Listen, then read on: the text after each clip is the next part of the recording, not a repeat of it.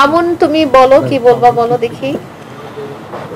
সবাইকে ধন্যবাদ আসার জন্য। সবাইকে আমন্ত্রণ করেছিলাম আমার প্রিন্স কাট সেলুনে, যে আজকে একটা সংবাদ সম্মেলন করব।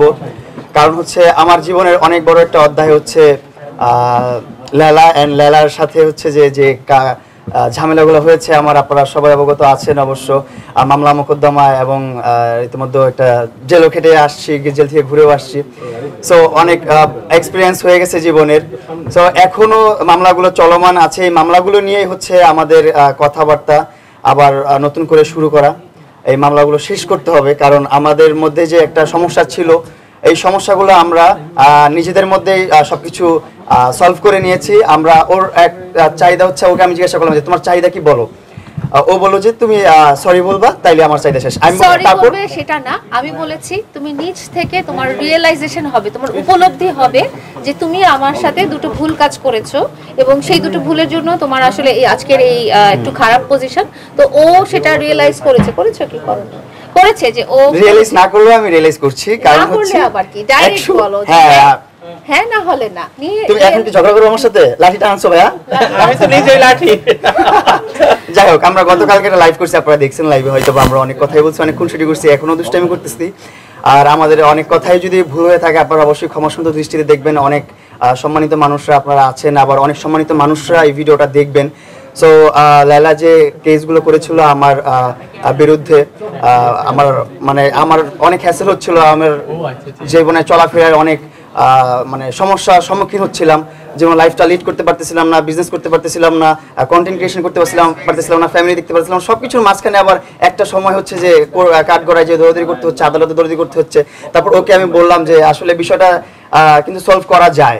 ও নিজেও রিয়েলাইজ করছে যে আসলে মামুন অনেক বেশি শাস্তি, কি তুমি কি এটা রিয়েলাইজ করছো যে অনেক বেশি শাস্তি দিয়ে ফেলছো আমাকে? না, দেখছো কম হয়ে গেছে, শাস্তি কম হয়ে গেছে।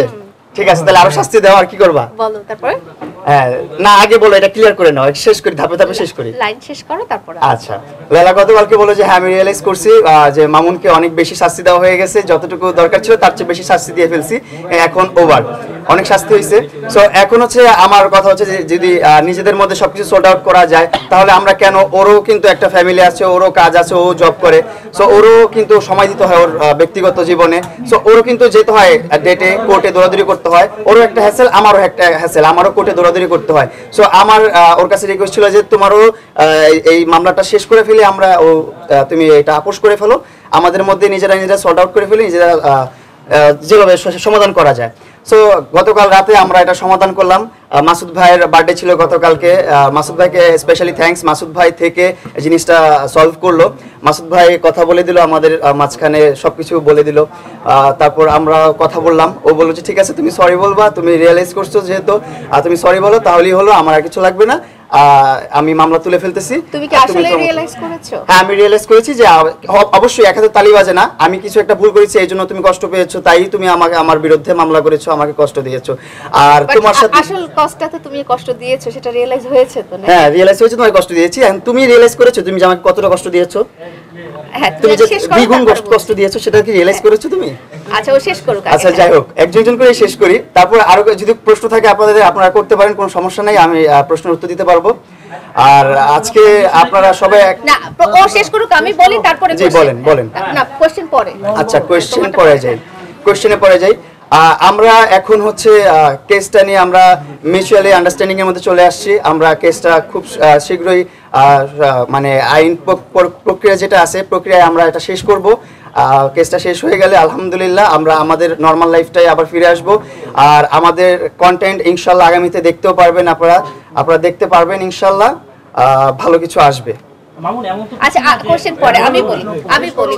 সো যেটা হয়েছে যে আপনারা তো সবাই জানেন মামুন আসলে বেশি ফোকাস করলো মামলাটার দিকে, বাট আমি বেশি ফোকাস করব হচ্ছে যে মামলার রুট কজটা। মামলা কখন হয়? যখন আসলে কোনো একটা অপরাধ সংঘটিত হয়, বা কোনো একটা ক্রাইম, কোনো একটা দোষ, কোনো একটা ত্রুটি সংঘটিত হয় ইচ্ছাকৃতভাবে, তখনই কিন্তু একটা মামলা হয়ে যায়। তো মামুন আমাকে কষ্ট দিয়েছে, মামুন আমাকে অনেক বেশি কষ্ট দিয়েছে, কষ্টের মধ্যে রেখেছিল সারা 4 বছর ভালোবাসার পরে। তো সেটার জন্যই কিন্তু আসলে মামলাগুলো চলে আসছিল। তো একটা স্টেজে 1 বছর পরে যখন মামুন আমাকে বললো যে না, ও আসলে রিয়েলাইজ করেছে যে আমাকে কষ্ট দেওয়া হয়েছে, তাই না? হ্যাঁ বলো। হ্যাঁ, তারপর বলো। হ্যাঁ, ও রিয়েলাইজ করেছে যে আমাকে কষ্ট দিয়েছে এবং ও সরি বলেছে আমাকে। ও আমাকে মাসুদ ভাইয়ার সামনে সরি বলেছে। মাসুদ ভাইয়ের সামনে না, আমি এখনো বলছি, আমি যদি আমার কোনো কথায় বা আমার কোনো কাজকর্ম যদি লেলা কষ্ট পেয়ে থাকে, আমি লেলার কাছে দুঃখিত। লেলা, তুমি আমাকে ক্ষমা সুন্দর দৃষ্টিতে দেখো। আর হচ্ছে আমি এখন তুমি পরেরটা বলো আগে। আমার কথা হচ্ছে যে আল্লাহ তাআলাই ক্ষমা করে দেন আমরা যত রকম অপরাধ তো তুমি করি না আগে কেন। ক্ষমাটা চাও না এখন? তো মামুন তো আমার ভালোবাসার মানুষ। ও যদি আমার কাছে সরি বলে, এটা তো আমি সবসময় আপনাদেরকে বলে এসেছি যে ও সরি বললেই ওর জন্য মাফ, আর কিছু লাগবে না, আমি আর কিছুই চাই না। ওর সরিটাই এনাফ, ওর রিয়েলাইজেশনটা এনাফ। এবং ওর জন্য আমি আরেকটা বলেছিলাম যে ও পৃথিবীর আর কারোর সাথেই এরকম কষ্ট দিতে পারবে না, আমাকে যেরকম কষ্ট দিয়েছে। এটাও সে রাজি হয়েছে না? তো যেহেতু আমাদের দুজনের মধ্যে একটা মিউচুয়াল আন্ডারস্ট্যান্ডিং হয়ে গেছে এবং ও রিয়েলাইজ করেছে, কেউ যখন অপরাধ করে সে যখন বুঝতে পারে যে আমি অপরাধটা করেছি এবং এটা ভুল হয়েছে, আমি নিজেকে শুধরে নিব, তখন তাকে শুধরে দেওয়ার সুযোগ দেওয়া উচিত। এবং সেই সুযোগটা আমি মামুনকে সারা জীবনের জন্য দিয়ে দিচ্ছি আজকে। থ্যাংক ইউ সো মাচ লাইলাকে আমাকে আবার একটা চান্স দেওয়ার জন্য। আমার এই জীবন থেকে যে কষ্টগুলো ছিল এগুলো তুলে নিবে বলেছে, এখনো তুলে নিবে যেহেতু বলেছে, ইনশাআল্লাহ তুলে নিবে। বলেছি যখন তখন তুলে হ্যাঁ, এটাই আমার জন্য অনেক বড় একটা পাওয়া। এটাই আমার চাওয়া ছিল ওর কাছে, আর কোনো কিছু চাওয়া নাই। ওর কাছে চাওয়া ছিল যে 2টা কেস যেন উইথড্র করে ফেলে, এন্ড ও এগ্রি করছে যে ও উইথড্র করবে।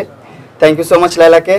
আর আমি কিন্তু তোমাকে সরি বলছি, তুমি কিন্তু এখনো সরি বলো নাই আমাকে। আচ্ছা, আমি মামুনকেও সরি বলছি, কারণ আমি আমার কথা হচ্ছে যে মামুন যদি আমার কথায় ঠিক না হতে পারে, এত কথা পেঁচাও কেন? আমার কথা হচ্ছে মামুন যদি সোজা কথায় ঠিক না হয়, তাহলে ওকে একেবারে দেওয়ালে পিঠ ঠেকায় ঠিক করতে হবে। তো দেওয়ালে পিঠ থেকে ও কিন্তু ঠিক হয়ে গেছে। তুমি দেওয়াল শুধু ঠেকাও না, দেওয়াল ভেঙে ফেলছো, দেওয়াল ভেঙে একবারে ফাঁকার মধ্যে আমার সরাই দিছো। ওই নামে ডাকেন না, এটা বলো। আচ্ছা, আমরা কিন্তু সরি টপিকটা কিন্তু আবার অ্যাভয়েড করে গেছি। তো মামুনে কিন্তু দেওয়ালে পিঠ থেকে যে কিন্তু সে রিয়েলাইজ করেছে এবং সে সরি হয়েছে। সো আমাদের দুজনের ব্যাপারটা কিন্তু এখানেই শেষ।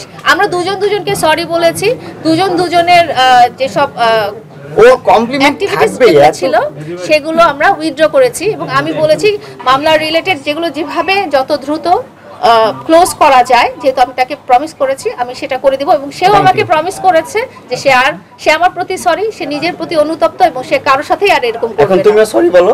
বলছি তো বাবু। না, সুন্দরভাবে।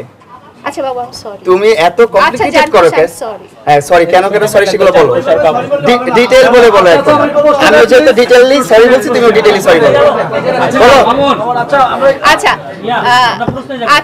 আচ্ছা বাবু, আমি তোমাকে কষ্ট দেওয়ার জন্য আমি অনেক সরি। কি করার জন্য সরি? কি প্যারা দেওয়ার জন্য? অনেক প্যারা দিয়েছি ওকে। তুমি তো বলো না আমাকে মারছো। আচ্ছা, আমি বলছি।